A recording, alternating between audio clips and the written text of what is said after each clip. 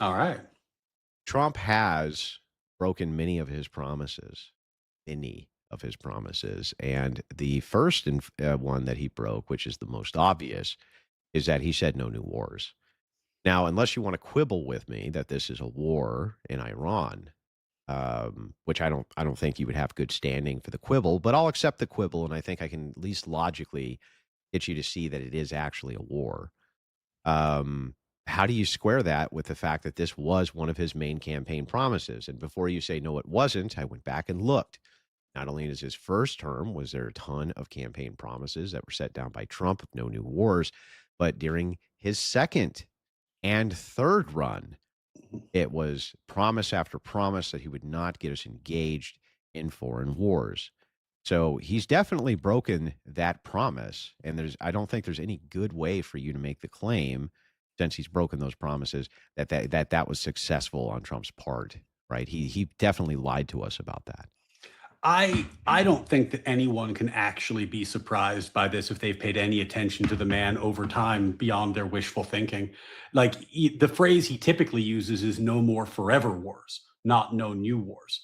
And if you look at what he's done in Venezuela and Iran, what he is aiming for is rapid buildup of forces, rapid execution, rapid results. Now, obviously, Venezuela was a lot faster than Iran, and I would prefer a Venezuela outcome to an Iran outcome, but Iran is many magnitudes more powerful than Venezuela is, and also has the backing of Chinese military tech. So it was just a more difficult conflict in Yeah, many but ways.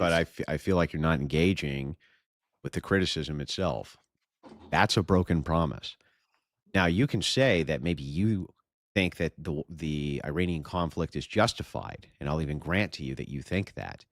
That's not what's at stake here. What we're arguing about right now specifically is whether or not that was a promise which was broken. You cannot argue it was necessary to go into Iran. It Of was course, not necessary. So since it's not necessary, Trump could have kept the promise not to ever send us to it, and he didn't. he Didn't keep that promise.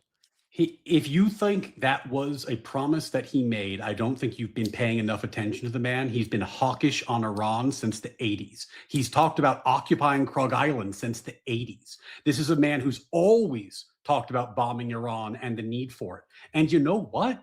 He's right. Since Iran became a country in 1979, they have killed, maimed, murdered, kidnapped thousands It's of not our Americans. business, Ryan.